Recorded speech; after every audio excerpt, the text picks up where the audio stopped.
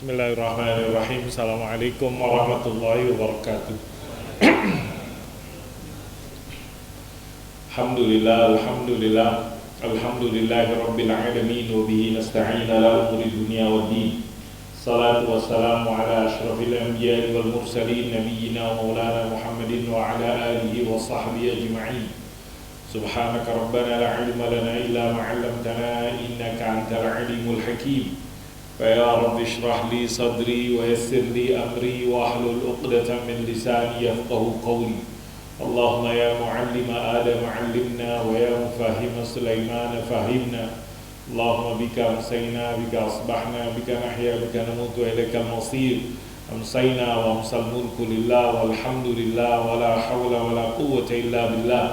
اللهم إنا نسألك خير ما في هذه الليلة خير ما بعدها. اللهم إنا نعوذ بك من شر ما فيها وشر ما بعدها.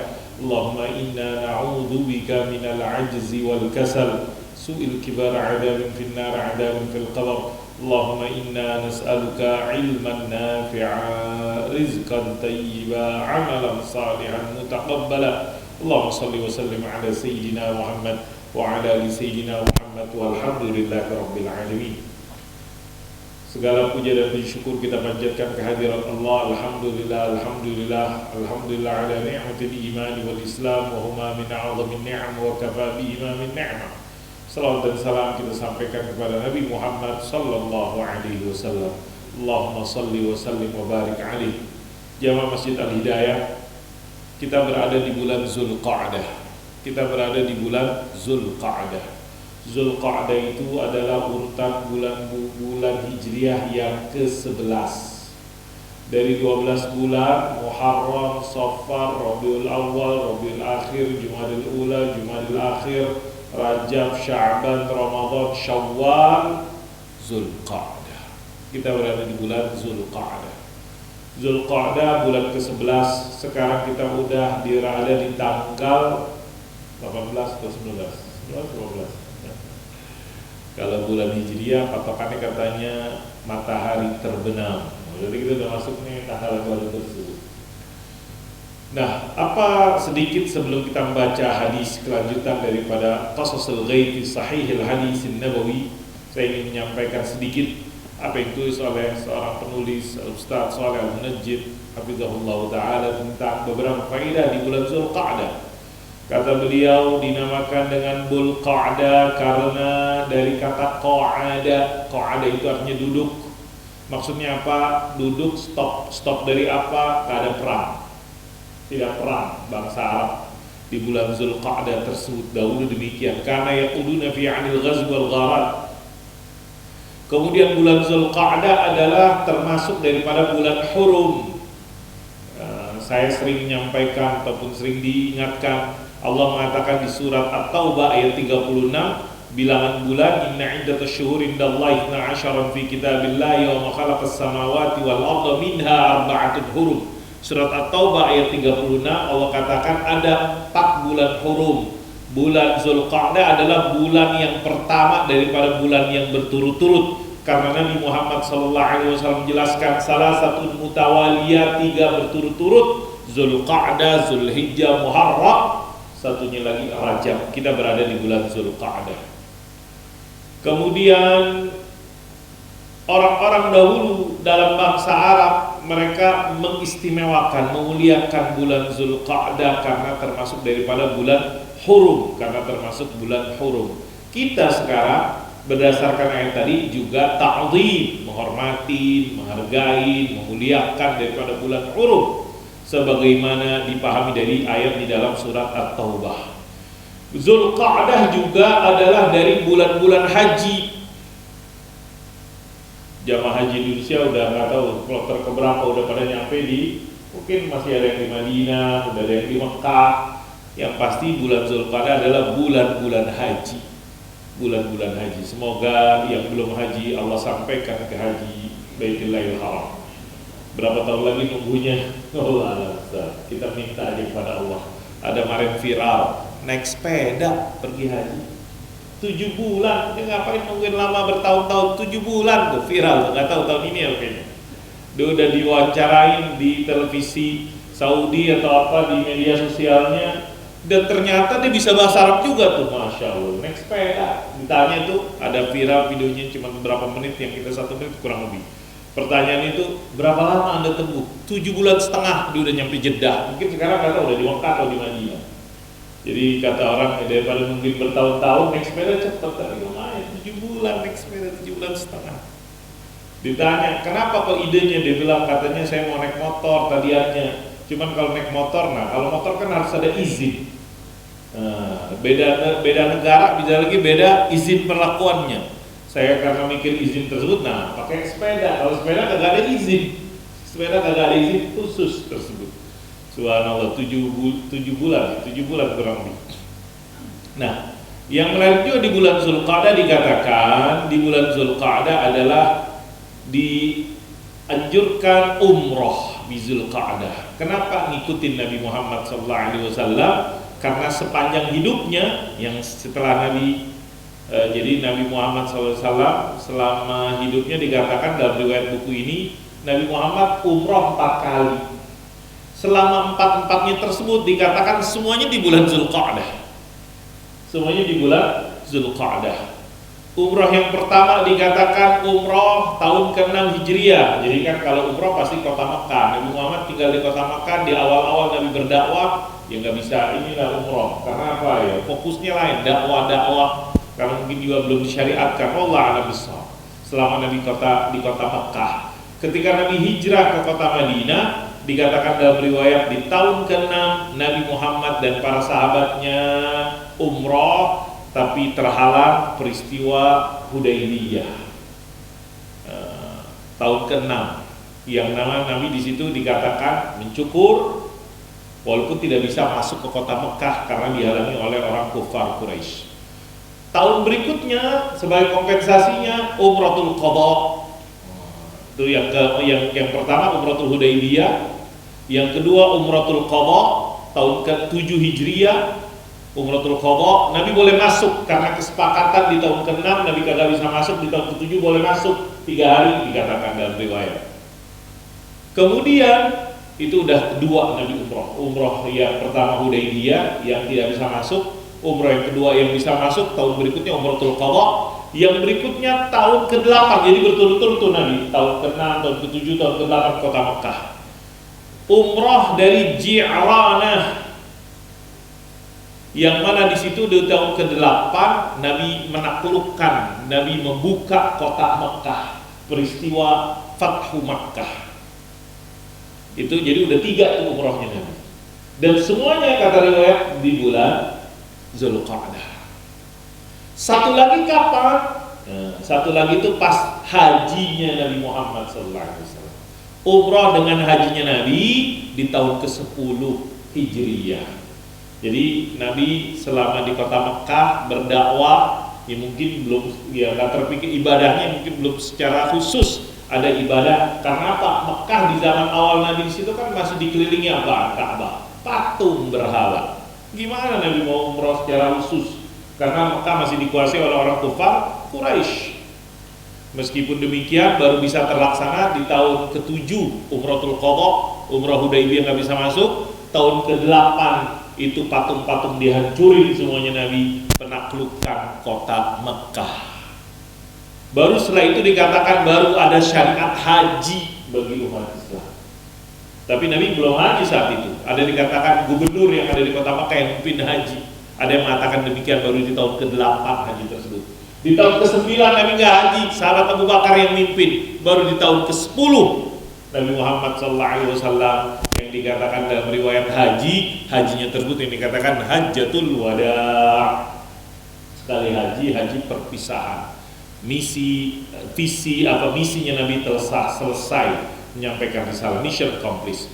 Jadi dari semua umrahnya Nabi yang disebutkan, ini semuanya di bulan Zulqa'dah, sehingga ada yang memahami umrahnya bagus di bulan Zulqa'dah. Ya bagi sekarang yang bisa melakukan orang-orang jamaah haji yang bisa melakukan tersebut.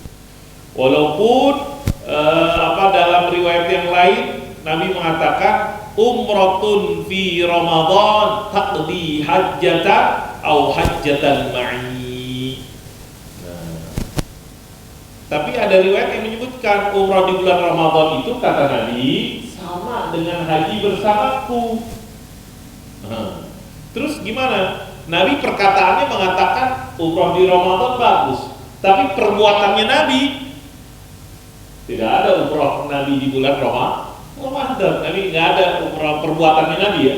Perbuatan Nabi tadi dikatakan di bulan Zulqa'dah. Inilah yang sekalinya para ulama mempunyai pemahaman ini khusus Zulqa'dah itu khusus waktu yang Allah pilihkan kepada Nabi. Kemudian bagi kita karena kita buka umatnya Nabi, kita ngikutin perkataan Nabi, bagusnya adalah yang di bulan Ramadan. Ada pemahaman demikian. Kemudian di bulan Zulqa'dah ini karena dia termasuk bulan hurum, amalan sunnah yang bisa dilakukan adalah puasa. Amalan sunnah, puasa sunnah. Puasa sunnah bisa dilakukan bagi mereka-mereka yang gemar berpuasa selama ya sebanyaknya mungkin. Maka dikatakan diriwayatkan beberapa ulama-ulama generasi sahabat minum Ibnu Umar wal Hasan al-Basri yang mengatakan bahwasanya ada mereka-mereka yang puasa sunnah di bulan Zulqa'dah. Kemudian di bulan Zulqa'dah terjadi beberapa peristiwa besar yang diabadikan di dalam Al-Quran. Salah satunya yang disebutkan di dalam surat Al-A'raf. Surat Al-A'raf ayat 142.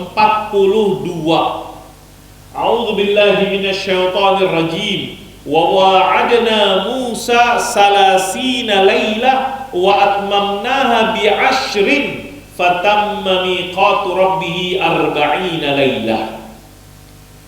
Kami janjikan kepada Nabi Musa 30 malam dan kami sempurnakan dengan 10 sehingga genaplah 40 malam.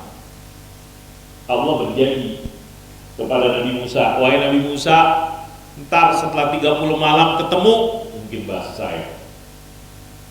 Sehingga disebutkan dalam kitab tafsir, Nabi Musa selama 30 hari atau 30 malam atau kurang lebih lah, sambil menunggu waktu yang dijanjikan oleh Allah, Nabi Musa berpuasa. Nah, terus 30 itu apa? Nah, kata para ulama, itu yang dimaksud adalah bulan Zulqa'dah. Di situ disebutkan 30 waktu, 30 hari, 30 malam tersebut. Kapan waktunya? Disebutkan dalam kitab tafsir, Aksarul Mufassirin menyebutkan bahwasanya itu adalah Zulqa'dah. Sekarang ini bulan Zulqa'dah. Jadi disebutkan salasi. Kemudian setelah itu dikatakan ditambahkan 10. 10-nya itu apa? 10 hari di bulan Zulhijjah. 10 hari pertama di bulan Zulhijjah, bulan Zulqa'dah, bulan Zulhijjah. Nabi Musa dulu, nah di dalam ayat tersebut kan setelah itu Nabi Musa setelah 30 hari dikatakan dalam sebuah kitab tafsir disebutkan Nabi Musa puasa, tapi setelah itu karena puasa orang mulutnya bau, Nabi Musa gak nyaman, dibersihin mulutnya. Karena dibersihin mulutnya dikatakan oleh malaikat, nah Allah demennya yang bau tersebut karena bau menurut kita, tapi di sisi Allah Subhanahu wa taala kan kita tahu mulutnya orang berpuasa di sisi Allah lebih wangi daripada minyak wangi apa kasturi dan semisal. Sehingga ditambahlah 10 hari. 10 hari. Ini yang disebutkan dalam kitab tafsir. Jadi itu jadi 40 di hari ini. Setelah itu Nabi Musa di dalam ayat tersebut dikatakan kepada saudaranya, wa qala Musa li akhi Harun akhlifni fi qaumi. Nah, inilah yang Nabi Musa berpesan, saya ini udah 30 hari nih, saya 40 hari ini saya akan berjumpa Allah Subhanahu wa taala, maka saya tinggalkan kaum saya. Wahai Harun, engkau yang jadi khalifah. Allah berjanji kepada Nabi Musa, masa waktunya terus setelah masa waktu tersebut. Itu jadi salasina lailah bulan Zulqa'dah. Kemudian dahulu juga dikatakan di bulan Zulqa'dah pada tahun keempat Hijriyah. Jadi setelah perang Badar, perang Uhud, jadi perang Badar itu kalau misalnya tahun kedua, tahun ketiga perang Uhud, tahun keempat. Nah, Abu Sufyan itu pengen janjian, bukan ketemuan. Abu Sufyan Abu Sufyan pengen perang lagi untuk membalas mungkin kekalahan mereka di perang Badar dan perang Uhud yang disebut dengan di tempat Badar lagi. Tapi Abu Sufyan cuma ngomong doang, kagak jadi, kagak datang dia. Walakin lam ya'ti lil mau'id. Bulan Zulqa'dah juga jamaah yang dirahmati Allah Subhanahu wa taala, di tahun keempat dikatakan di bulan Zulqa'dah tazawwaja Rasulullah sallallahu alaihi wasallam ibnata ammati Zainab bint Jahsh. Nabi Muhammad sallallahu alaihi wasallam menikah dengan sepupunya, anak bibinya, yaitu Zainab binti Jahsh radhiyallahu anha pada bulan Zulqa'dah, dan di bulan itu juga turun ayatul hijab. Di bulan Zulqa'dah juga dikatakan, ada riwayat yang menyebutkan disitulah terjadi perang Al-Ahzab, Ghazwatul Khandaq. Ada yang mengatakan di bulan Syawal, ya kan? Zulqa'dah itu setelah bulan Syawal. Zulqa'dah, ada yang mengatakan Zulqa'dah, ada yang mengatakan Syawal. Sebagaimana juga di bulan Zulqa'dah ada peristiwa Ghazwatu Bani Quraizah. Jadi mirip-mirip tuh. Setelah Nabi Muhammad SAW, jadi di 5 tahun pertama itu Nabi di Madinah, tantangan eksternalnya selain perang Badar, perang Uhud, perang Al-Ahzab atau perang Khandaq. Yang mana perang Khandaq tersebut yang Allah abadikan di dalam surat Al-Ahzab, yang di situ musuhnya lagi bukan orang-orang Arab, tapi udah termasuk orang-orang Yahudi. Termasuk orang-orang Yahudi yang tinggal di kota Madinah, yang berkhianat kepada Nabi Muhammad SAW. Sehingga setelah selesai itu perang tersebut, Nabi nyampe rumah, kalau nggak salah baru waktu zuhur, Nabi masih rumah. Nabi balik ke rumah, malaikat datang mengatakan, lanjut samperin tuh orang Yahudi yang khianat Bani Quraizah. Itu juga dikatakan di bulan Zulqa'dah, di bulan Zulqa'dah. Kanat Ghazwatu Bani Quraidah pada tahun ke-5 Hijriah. Kemudian tadi yang udah disinggung juga di umrah yang pertama, yang terakhir, bulan Zulqa'dah adalah dahulu di tahun ke-6 yang terjadi Sulhul Hudaybiyah, perjanjian Hudaybiyah. Yang perjanjian Hudaybiyah tersebut, jamaah yang dirahmati Allah Subhanahu wa taala, kelihatannya perjanjian, tapi setelah perjanjian tersebut Allah memberikan kepada Nabi Muhammad SAW fathan qariba, fathan mubina. Turun firman Allah suratul Fatah, inna fatahna laka fathan mubina. Itu di surat Al-Fatah tersebut, dan di situ ada beberapa ayat yang di situ digambarkan peristiwa Sulhul Hudaybiyah, perjanjian di daerah Hudaybiyah, yang isi perjanjiannya kurang lebih Nabi tidak bisa masuk melaksanakan ibadah umroh di tahun tersebut. Kemudian poin yang lainnya, gencatan senjata di antara mereka kurang lebih 10 tahun. Ternyata gak nyampe 10 tahun mereka melanggar perjanjian, dan dengan mereka melanggar perjanjian, Nabi Muhammad SAW dengan dikatakan kurang lebih 10.000 sahabatnya memasuki kota Mekah, menaklukkan, membuka dan menguasai kota Mekah. Selesai. Orang-orang Quraisy semuanya udah pada takluk di hadapan Nabi Muhammad SAW. Gak nyampe 10 tahun. Perjanjian itu kan kita gak perang nih selama 10 tahun, baru 2 tahun mereka melanggar, dan dengan itu Nabi jadi alasan Nabi dan para sahabat menguasai kota Mekah. Menguasai kota Mekah. Perjanjian Hudaybiyah tersebut yang ketika dilihat seolah-olah Nabi lemah, Nabi kalah, tapi ini adalah nikmat yang diberikan oleh Allah Subhanahu wa taala, karena setelahnya Allah berikan kepada Nabi Muhammad SAW dan para sahabat apa yang dikatakan fathan qariba. Silakan dibuka suratul Fatah. Suratul Fatah tersebut di dalam surat Al-Fatah, surat yang ketiga, berapa? 30-an ya. Suratul Fatah. Surat 48. Surat ke-48 Allah Subhanahu wa taala mengatakan dalam surat ke-48 ayat 27, laqad sadaqallahu rasulahu ar-ru'ya bil haqq la tadkhulunnal masjidal haram insyaallahu aminina muhalliqina ru'usakum wa muqassirina la takhafun fa'alima ma lam ta'lamu faja'ala min duni dzalika fathan qariba. Nabi bermimpi, Nabi memasuk ke Masjidil Haram, kemudian bersama sahabat beribadah. Kan kalau orang ibadah umrah atau ibadah haji, salah satu ritualnya adalah muhalliqin, tahallul. Apa itu tahallul? Muhalliqin, cukur rambut.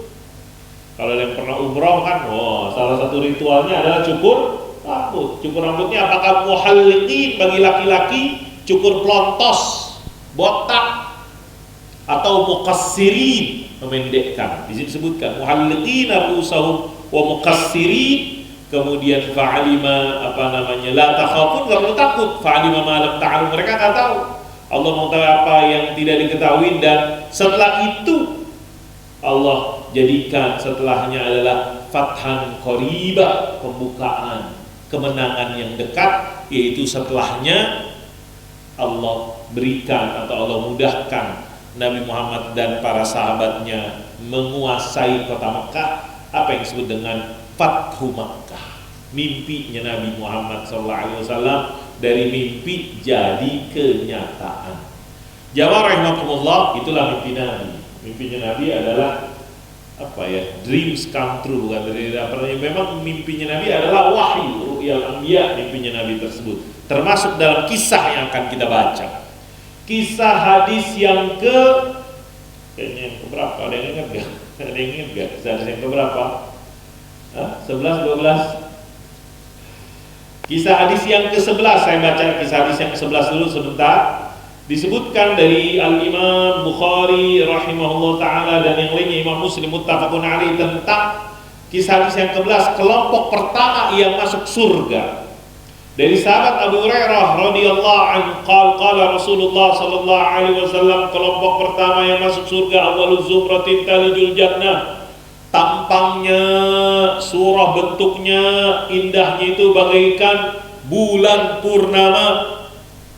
Sekarang bulan masih purnama udah enggak sih, cuma masih besar kelihatan karena 18 masih baru itu kan. Suratun. Mereka tidak ada yang la yabsaqun, dia tidak ada yang meludah saking indahnya. Dia tidak ada yang ingusan, dia tidak sampai keluar, karena kita kan dari dari anggota tubuh kita, karena kita manusia, banyak ABCD dan lain-lain, kadang-kadang keluar dari lubang-lubang dalam tubuh kita, dari mulut kita, kadang-kadang kita ngeludah, reak dan semisalnya, dari hidung kita kadang-kadang keluar dan lain-lain. Kemudian dari kemaluan kita keluar kotoran-kotoran. Nah, makanya di surga udah kagak ada lagi tuh yang keluar yang kotoran-kotoran dari tubuh manusia tersebut. Aniyatuhum fihi zahab, perabotannya dari emas. Sisirnya aja dari emas dan perak. Sisirnya dari emas dan perak. Wa majabiruhumul alwatu wa rashhumul misik. Jadi tempat wangiannya mereka tersebut kayak kayu gaharu tersebut yang dimasukin ke dalam tempat untuk menggambarkan kebaikan, keindahan, kebagusan. Keringatnya aja keringatan kita mah bau di dunia. Keringatnya orang surga, keringatnya udah aroma wangi, bagaikan misik. Masing-masing dikatakan dalam hadis ini, likulli wahidin minhum, masing-masing mempunyai zaujatani, 2 orang istri, yuramu khusuqihima min wara'il lahm minal husn, kelihatan itu tulangnya saking indahnya tersebut.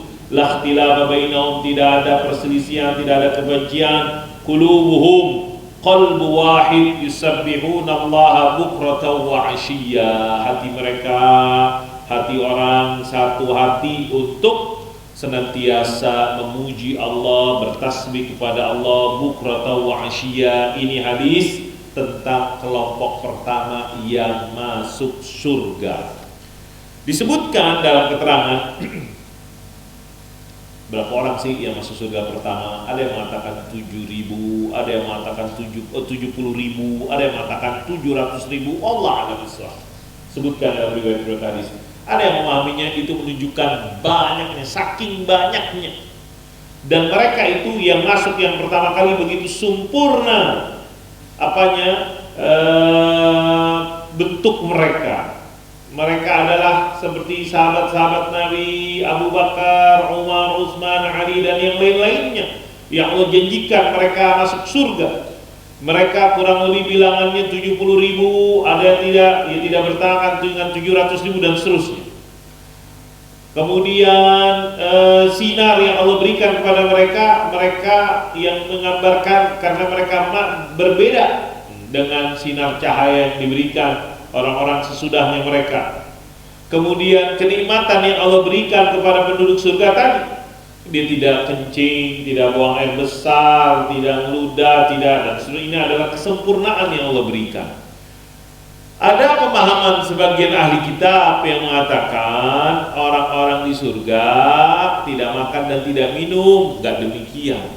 Di dalam ayat, di dalam hadis, orang-orang di surga makan dan minum. Cuman makan dan minum itu jadi menyempurnakan kenikmatan. Beda dengan kita di dunia. Gara-gara kita makannya mungkin jorok, minumnya kita jorok, dan lain-lain tersebut. Gara-gara pola makan kita yang menjadi kita penyakit. Kayak gitu kalau kita di dunia tersebut. Tapi berbeda dengan kenikmatan yang Allah berikan. Kemudian bilangan tadi disebutkan dalam teks hadis, masing-masing punya 2 istri. Bilangan istri-istri tersebut yang disebutkan dalam hadis tersebut, yang dikatakan masing-masing punya 2 istri dan mereka adalah afdalu ahlil jannah, sebaik-baiknya penduduk yang surga. Dan ada riwayat-riwayat hadis yang lain yang menggambarkan mubalaghah, berlebihan di dalam bilangan istri-istri masing-masing tersebut daripada penduduk surga. Dan hadis-hadis tersebut ya banyak ada catatan komen dari para ulama, tapi di dalam hadis yang sahih ini dikatakan minimal 1 orang tersebut ataupun masing-masing 2 istri tersebut.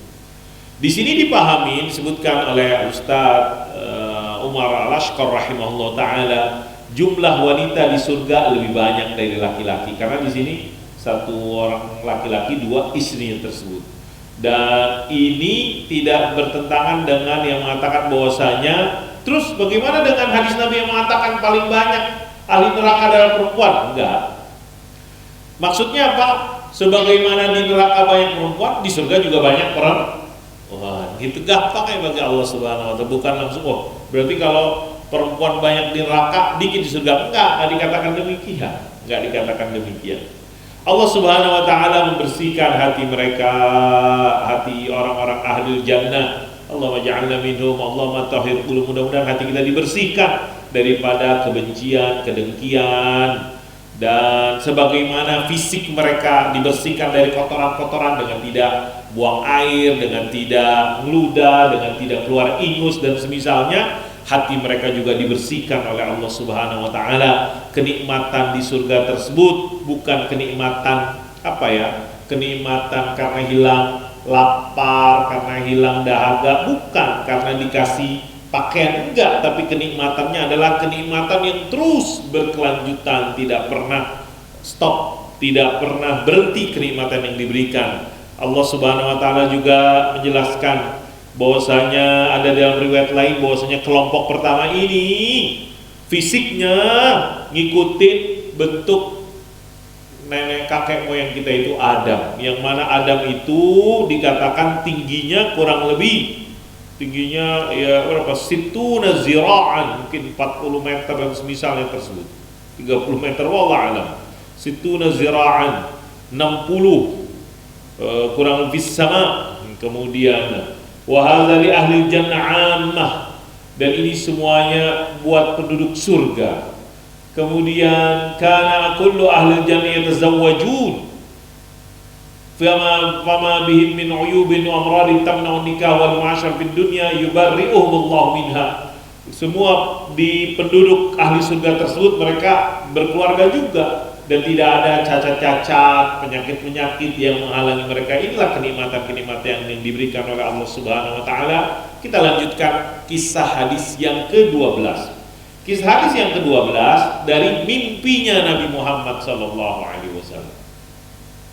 Hadisnya panjang nih, saya bacakan yang kita pahami teks bahasa ataupun kurang lebih terjemahannya. Nabi Muhammad SAW hadis ini, jamaah yang dirahmati Allah, diriwayatkan, hadis ini diriwayatkan oleh Imam Bukhari. Imam Bukhari diriwayatkan dalam hadis ini di beberapa tempat dalam Sahih Bukharinya tersebut.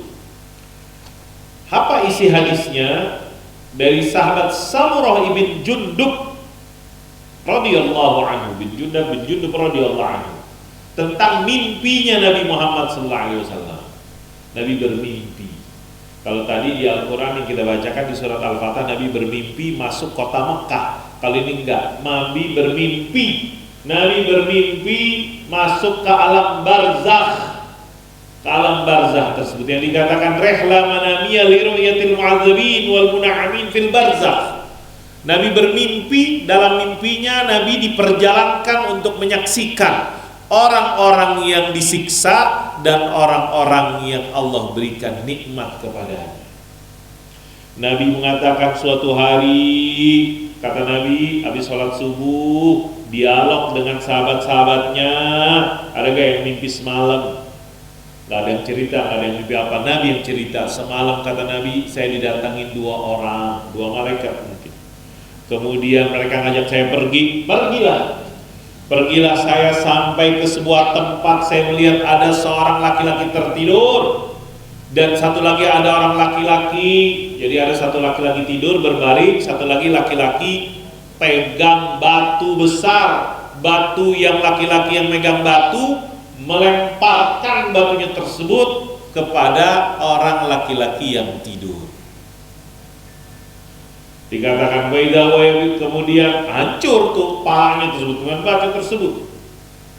Balik lagi palanya, dilemparin batu lagi. Nabi bertanya, ini apa nih? Kata malaikat, jalan. Lanjut jalan. Belum diceritain, disebutkan dalam riwayat. Jalan.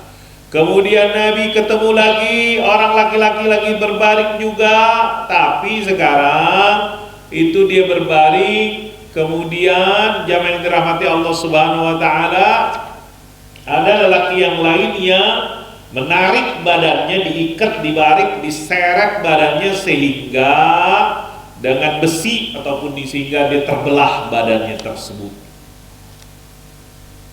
Kemudian balik lagi tuh badan yang terbelah lagi. Ini singkat cerita, hadisnya lumayan 2, 3, 4 halaman. Nabi tanya, Nabi kaget juga melihat hal tersebut. Kemudian Nabi berkata, subhanallah, apa lagi nih? Kata malaikat, jalan, lanjut lagi Nabi berjalan melihat kuali, periuk, mungkin panci dan semisalnya. Yang di bawahnya besar, di dalamnya, di atasnya mungkin agak kecil. Nabi lihat ke dalamnya tersebut, di dalamnya Nabi lihat banyak laki-laki dan perempuan pada telanjang. Kemudian ketika dibawa kuali panci tersebut, dibakar kena api pada teriak semuanya di situ. Teriak apa kesakitan dan semisalnya, ribut, berisik. Nabi bertanya, siapa lagi nih? Kata malaikat, jalan. Belum diceritain. Intolik. Jalan. Jalan lagi Nabi sampai ke buah sungai. Di sungai tersebut merah sungainya. Kata Nabi, kayaknya sungai darah tersebut. Di tengah sungai tersebut ada orang lagi berenang menuju ke tepian. Ketika dia ingin sampai ke tepian, ada laki-laki yang di tepian yang melempar dengan batu sehingga orang tersebut gak bisa sampai ke tepian tersebut. Lemparin batu tersebut, lemparin sampai luka dan seterusnya. Kata Nabi, apalagi nih, mahazani, apalagi 2 orang lagi tersebut. Kata malaikat, salah, intolik, jalan. Sampailah Nabi ketemu seorang mimpinya Nabi yang dikatakan oleh Ustadz Umar Sulaiman Ashkar rahimahullah, judulnya itu tadi, mimpinya Nabi menyaksikan orang-orang yang disiksa tersebut.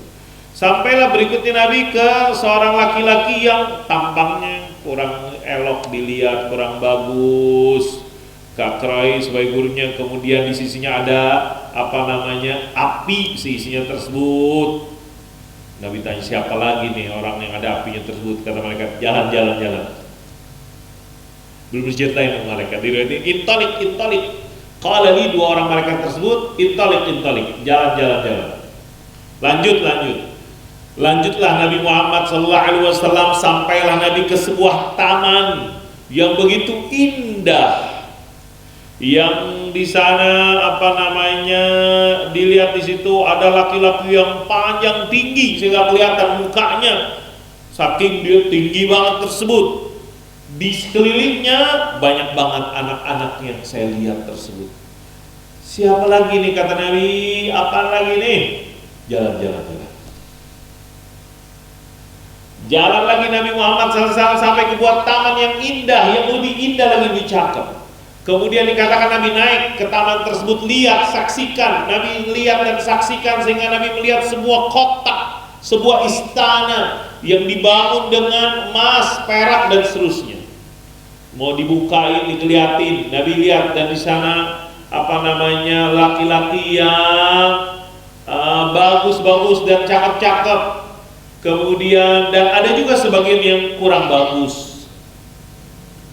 Qala lahum izhabu faqa'u fi dzalika an-nahar. Pergilah kepada orang-orang, dikatakan pada mereka yang ada di situ, pergi berenanglah di sungai tersebut, dan ada sungai yang putih sekali. Mereka bergerak di situ sehingga dari berenang di sungai tersebut mereka berubah menjadi orang-orang yang bagus. Kemudian Nabi bertanya, kemudian sebelum Nabi bertanya, dua orang malaikat tersebut menyamakan, ini adalah surga Eden, surga Aden, hazi jannatu Aden, dan itu istana tersebut adalah rumahmu. Fasama basari su'udan, Nabi menunjukkan penglihatannya, ngelihat tersebut. Dilihatnya Nabi istana tersebut mislur rubabatil bayda, bagikan mungkin batu-batu mutiara yang indah yang putih tersebut. Itulah rumah yang tersebut. Barakallahu fikum, kata Nabi, barakallahu fikum, moga Allah berkahi Anda keduanya. Kata Nabi, bolehkah saya masuk? Katanya, sekarang belum waktunya. Amalan fala, nanti Anda akan masuk. Terus kata Nabi, tadi saya sepanjang jalan melihat yang aneh-aneh tersebut. Apa sih semuanya? Sekarang saya jelasin, kata malaikat tersebut. Lelaki yang pertama yang Anda saksikan, pandangan yang pertama dihancurin kepalanya dengan batu, itu adalah orang yang ya'khuzul Quran, mengambil Al-Quran, tapi dia tidak mengamalkan Al-Quran. Dia menolak Al-Quran. Dia tidak sholat 5 waktu. Dia tidur dari sholat 5 waktu.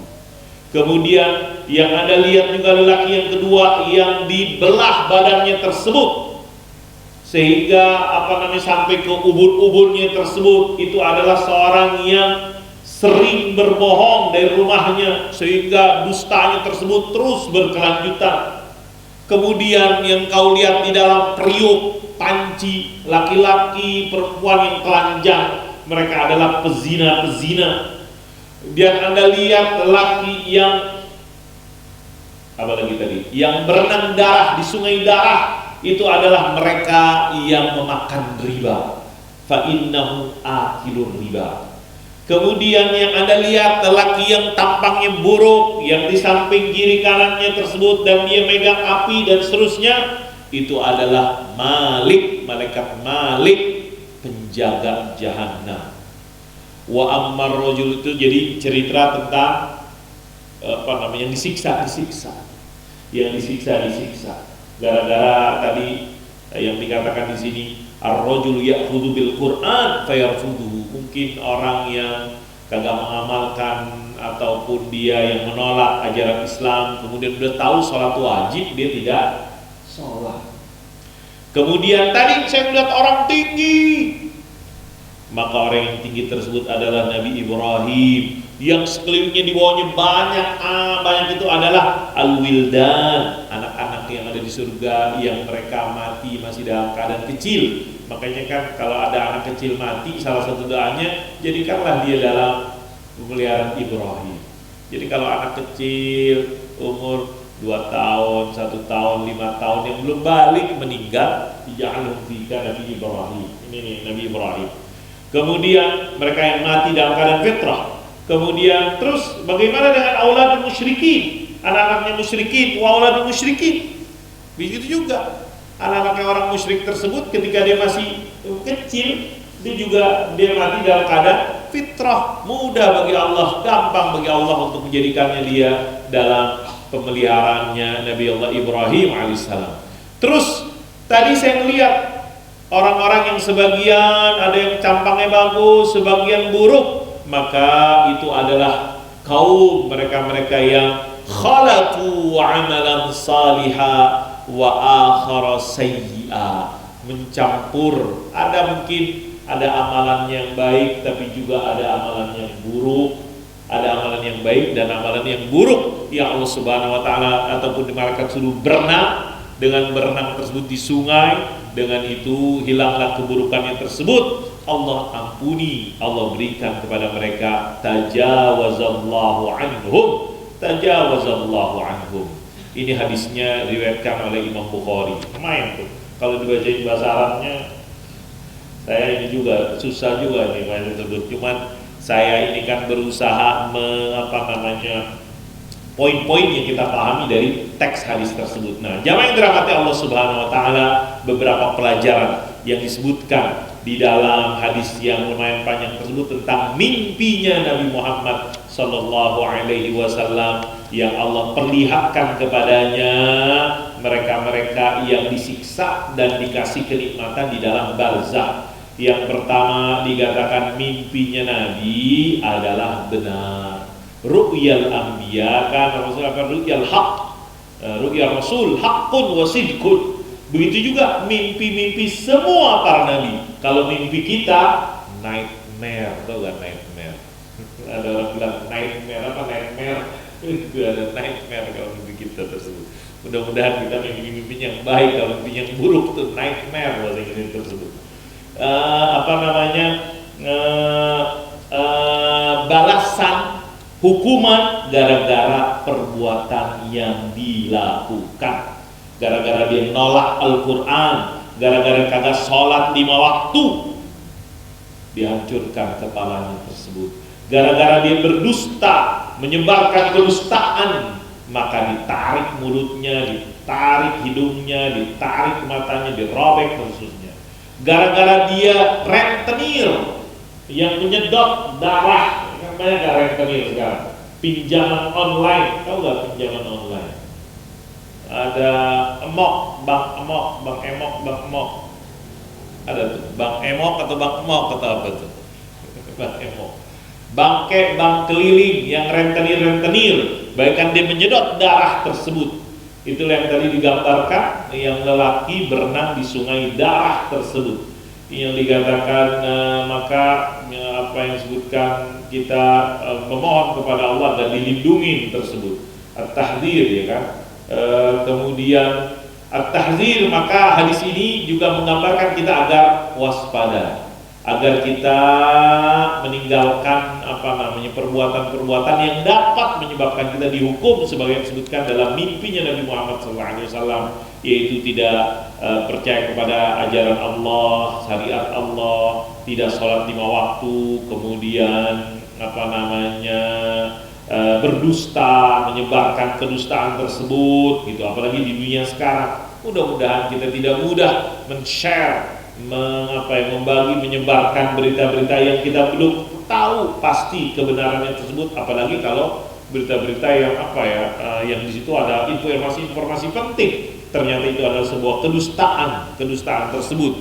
Kemudian di situ juga dijelaskan bagaimana kita harus menjauhkan diri daripada beberapa dosa besar yang diancam dengan tegas-tegas di dalam tadi siksaan-siksaannya tersebut, daripada zina, daripada riba, yang mana riba tersebut yang dikatakan menyebabkan pelakunya yang makannya tersebut dia berenang di sungai darah. Kemudian karena dia wa'id sahibul badal amwal haram allati min tariq ribal hijar, kemudian tadi orang-orang yang jadi korban itulah yang akan melemparnya dengan batu-batu tersebut, gara-gara selama di dunia disedot darahnya ataupun dimanfaatkan dan dieksploitasi.